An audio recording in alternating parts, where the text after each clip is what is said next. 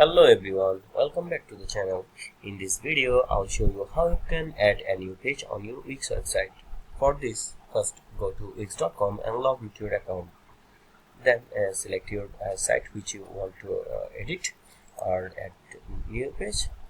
Then after opening the site, you will see add elements, add section and pages and menus options are a lot of bunch of options here. Select pages and menu from here. Then select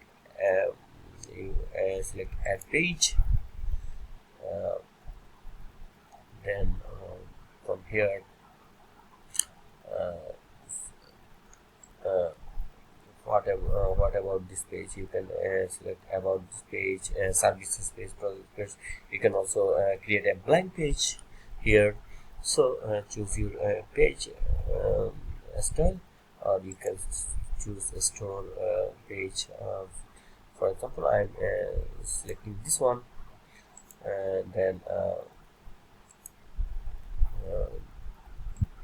it will be added to your page, and that's it. That's how you can add a new page on your Wix website.